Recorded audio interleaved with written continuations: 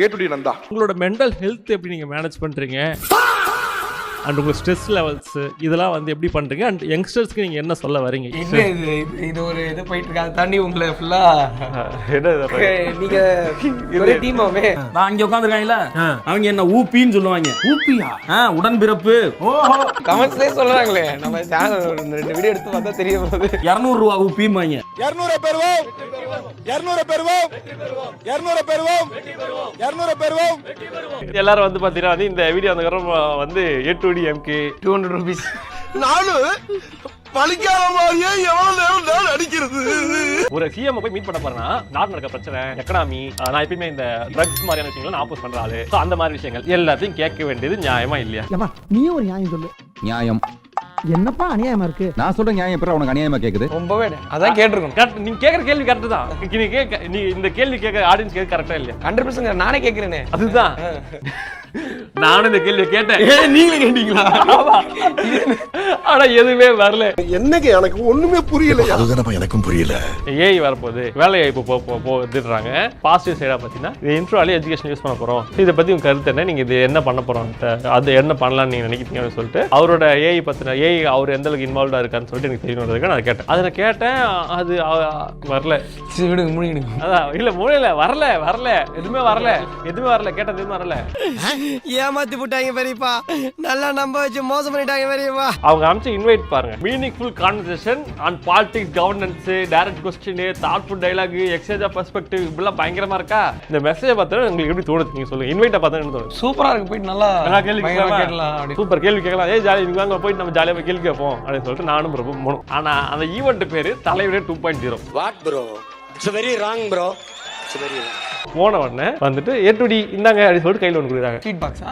கிடையாது, question paper. Question பேப்பரா? ஆமா கொஸ்டின் கொடுத்தாங்க. No controversial questions. நம்ம ரிசர்ச் டீம் ப்ரிப்பேர் பண்ண கேள்வி மட்டும் தான் நீ கேட்கணும், புரியுதா? அதுல என்ன கொஸ்டின் தெரியுங்களா? என்னது ப்ரோ? பவன கேள்வி செம்ம ஜாலரா இருக்கு. Shut up Tilak. அதுல என்ன இருக்கோ அத கேளு. அதுல என்ன கொஸ்டின் தெரியுங்களா? என்னது ப்ரோ? உங்களோட ரிங்டோன் என்ன? உண்மையாவே உண்மையாக அந்த கொஸ்டின். நான் வந்து ஒரே ஒரு டவுட் தான் உங்கள்கிட்ட கேட்கணும். சூப்பர்ண்ணே கேளுங்க. சோறு திங்க வேற என்ன கேக்குறா? அப்புறம் உங்களோட ஆப்ஸ் என்ன? மொபைல்ல இருக்கு ஆப்ஸ் கேட்க சொல்லி கொஸ்டின் பேப்பர் கொடுக்குறாங்க. கேளுங்க கூட சொல்ல, இது குத்துட்டு அடி போயிட்டாங்க. இது நீங்க என்ன கேள்வி வேணா கேட்கலாம் அப்படின்ற மாதிரி சொல்லிட்டு அங்க போன கொஸ்டின் பேப்பர் கொடுத்து இது ட்ராப் தானே, ஸ்கேம் தானே இது சொல்லுங்க. இது கைண்ட் ஆஃப் ஸ்கேம் தானே. டேய் இங்க பாரு, உன்னால அடிச்ச மௌன செவுத்துல சாணி மாதிரி ஒட்டிக்கிறேன். இதெல்லாம் நான் ஒரு சிஎம் கிட்ட கொஸ்டின் கேட்கறது ஆப்பர்ச்சுனிட்டி கிடைச்சிருக்கு. நான் அங்க வந்து இதை கேட்டேன்னா எங்க ஆளுங்க போட்டு அடி அடிப்பாங்கன்னு சொன்னாங்க. யோசிச்சு பாருங்க, இதுக்கு மென்டல் ஹெல்த் கிட்டதுக்கு வந்து அவங்க டென்ஷன் வராங்க. இதெல்லாம் கேட்டிருந்தா அவ்வளோ தூக்கு மாடி ஏற்றிருப்பாங்க இருக்கும். அந்த ஈவெண்ட்டே அதுக்கான ஈவெண்ட் கிடையாது. நம்ம இன்வைட் பண்ணும்போது அப்படி வச்சிருக்காங்கல்ல, ஆனா ஆக்சுவலா அந்த ஈவெண்ட் அதுக்கான ஈவெண்ட்டே கிடையாது. இந்த பிழைப்பு பிழைக்கிறதுக்கு நீங்க 2 பேரும் பிச்சை எடுக்கலாம்.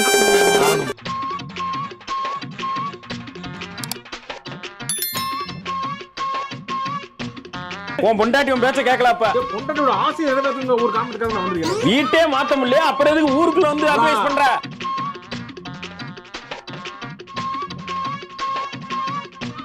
அதெல்லாம் கரெக்ட். ஆனா உன் பொண்டாட்டி உன் பேச்ச கேட்கலையே. கேட்கலனா அது என்னங்க பண்றது? கேட்க மாட்டேங்கற அப்படியே.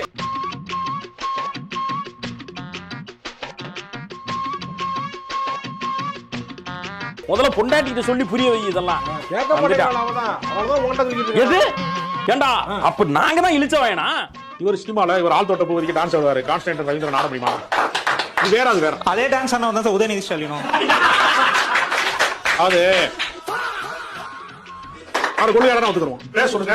அதான் கொள்கை எதிர்னே சொல்றாரு சார். யாரு? பிஜேபி. செல்லமால சொல்றாரு, கடினமா சொல்லலையே, கொஞ்சிறாரு. மாமன் அடித்தாரோ மல்லிகை பூ செண்டாலே, அத்தை அடித்தாரா அரளிப்பூ செண்டாலே, யாரை எப்படி அடிக்கணும்னு ஒண்ணு இருக்குல்ல. வந்து இதே செல்லமாவது சொல்றாரு. ஆனா ஒரு காலத்துல டிஎம்கே அவங்க கூட கூட்டணி வச்சிருந்தாங்களா, அன்னைக்கு அந்த கொள்கை எல்லாம் அவங்களுக்கு தெரியலையா? கூட்டணியே வச்சிருக்காங்க. இவர் செல்லமா சொல்றதுனால அங்கேதான் அங்க சாதி ரீதியா தான் மனிதர்கள் ஏற்கனவே இருக்கா. இந்திய சமூகம் என்பது ஜாதியவாத சமூகம் தான். ஒவ்வொரு குடும்பமுமே ஒரு ஜாதி சங்கம் மாதிரி தான். அதை வந்து திருத்தணுங்கிறது அது தனி, அது சமூக சீர்திருத்தம், அது பெரியார் பணி. அதுக்கு வந்துட்டு அவங்க ஜாதி கட்சி நடத்தி போயிடலாமா? அப்ப எதுக்கு இந்த கட்சி?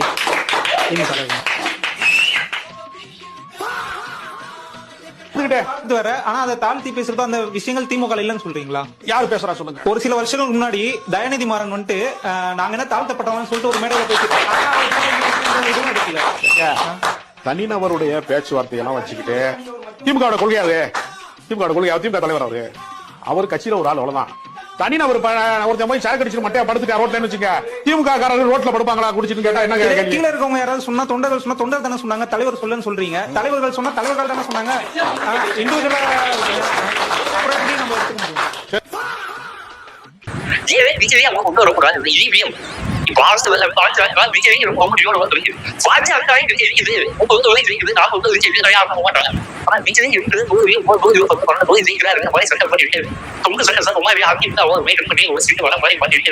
ஏன்னா அழுகு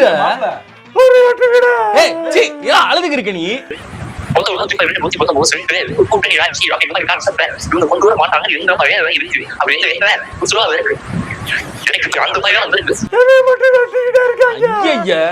அழுகாதா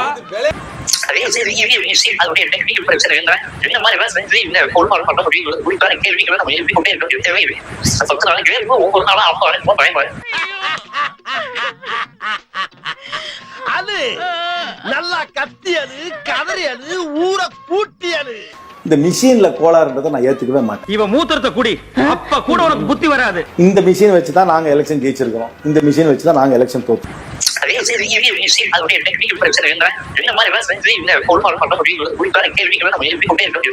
மிஷின்ல குளறுபடி செய்து வாக்குகள் பெற முடியாது. மிஷின்ல குளறுபடி செய்யவே முடியாது. நம் ராஜதந்திரங்கள் அனைத்தும் வீணாகிவிட்டதே. இன்னும் பயிற்சி வேண்டுமோ?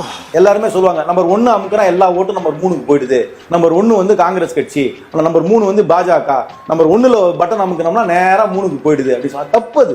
இந்த இதுல குளறுபடி செய்யலாம் சொல்றவர்கள் வல்லுநர்கள் கிடையாது. அப்படி வல்லுநர்கள் சொன்னால் அது போய் ஹேக் பண்ண முடியாது. இந்த மிஷினை ஹேக் பண்ணவே முடியாது. மக்கள் வாக்களிக்கிறான், ஜெயிக்கிறான், அதோட முடிஞ்சு போய்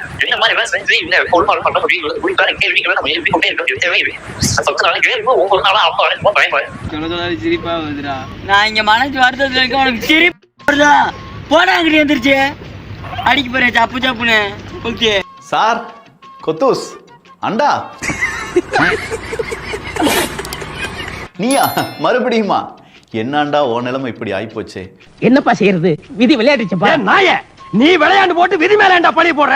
உன் கூட்டத்தில் இருக்கிறவங்க தான் எங்களுக்கு கூப்பொண்ணும் பரவாயில்லப்பா, நாங்களாம் என்ன கூப்ப பார்க்காதவங்களா, நாங்கள் கூப்பில் இருந்தாலும் கூலாக இருப்போம், ரொம்ப கூல் டவுனாக செய்வோம், வேலைகள்லாம் பயங்கரமாக செய்வோம் அப்படின்னு சொல்லி இப்போவே உளர ஆரம்பிச்சிட்டாங்க.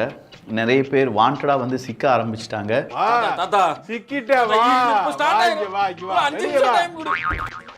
இதில் ஒரு படி மேலே அண்டாவுக்கு ரொம்ப ஃப்ரஸ்ட்ரேஷன் போல். ஏன்னா கிடைக்க வேண்டிய பேமெண்ட்டு 4 கோடிக்கு வீடு அப்படியே பாதியில் நிற்கிதான், இன்னொரு வீடு குட்டி வீடு ஒன்று பாதியில் நிற்கிதான். இதெல்லாம் பார்த்துட்டு இருக்கும்போது அண்டா பேசாமல் இருப்பாரா? இப்படி பேசினா இருப்பாருங்க ஒரு பேச்சு. பலரும் வந்து தாவே சென்னை வாக்களித்திருக்கிறார்கள். உங்க வீட்டு பிள்ளையா நினைச்சு எல்லாரும் என்னை மன்னிச்சிருக்க.